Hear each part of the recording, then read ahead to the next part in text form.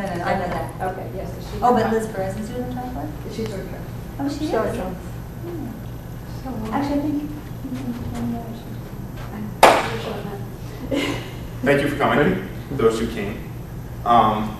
This is the first lecture in a series of 3 that I'm hoping to host for you guys, you know, if the interest is shown.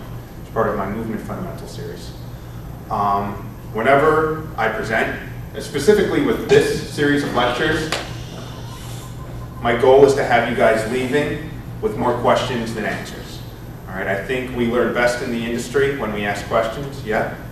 I think we've all had experiences where we've walked up to people on the floor doing exercises that we think aren't the best for them, and we tell them not to do that, and you don't always get a positive response that way. But if you show the member an exercise, it forces them to question what they do, and you get much more positive response. So, you know, trainers learn the best. At least it's been my experience when we ask questions. You could be the best trainer in the world. If you've stopped asking questions about why you do things, you're not doing any good to anyone. All right? As to the big question, as you know, training people and you know, why are we here as trainers? I don't think anyone will have that answer. I think the human body is way too complex. But I think as long as you pursue that course of asking why are we here, then you're doing good things.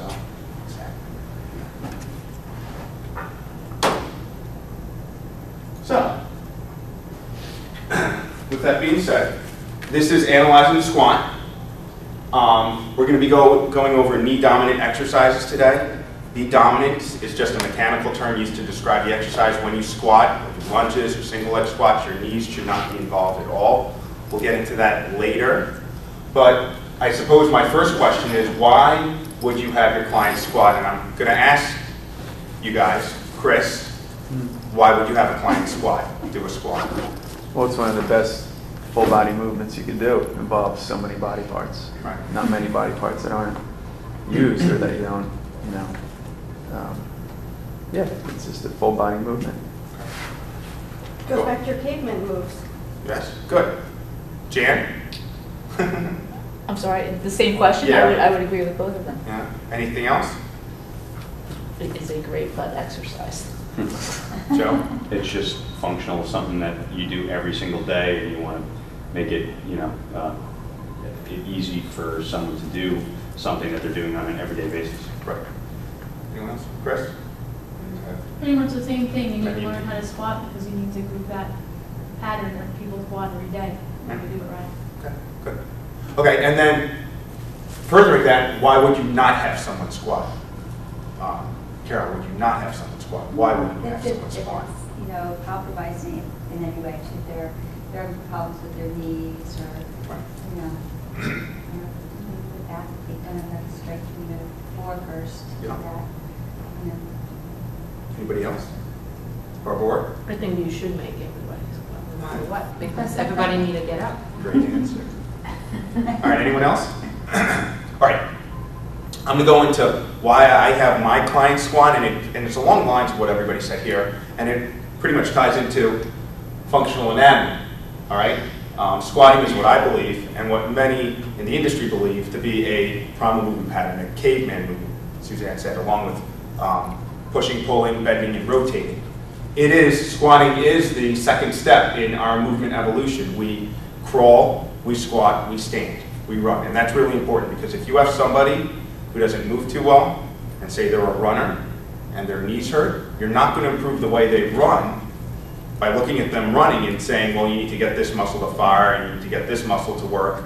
That's not how you fix someone. You kind of have to rewind that movement evolution and take them back to their crawling phase and squatting phase, and if you can fix them in those first 2 phases, then you will get a cascade effect down the line, which fixes their running, their climbing, their swimming. All right? Muscles involved in squatting. Now, I'm going to flip-flop on this point a lot. You know, you don't need to look at muscles. You do need to look at muscles. Hopefully, you'll get an idea through all my flip-flopping where I stand on functional anatomy and anatomy. I think a lot of times we get caught up in the anatomy name game. You know, I think we categorize muscles so that we can quantify results, but you still need to know anatomy. So with that being said, what muscles are involved in squatting? Suzanne? Quads, glutes. Yeah. Where do we start? What's not? Right. Hamstrings. Right. Yeah. Right. and my point is, and I think Joe said it before, if a new member asks me, you know, squatting is good for the legs, my response is no, it's great for everything, you know.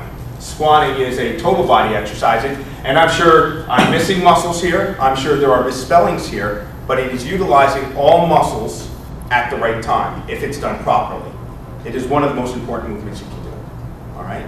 But however, with that being said, we are going to pinpoint one area of the body that is often neglected, and that is the origin of movement. When you start looking at movement, you stop really looking at muscles and you start seeing the body globally. You start watching the body move, and then you start seeing where the origin of movement is. And in most complex movement, it's at the hips, it's at your glutes. And the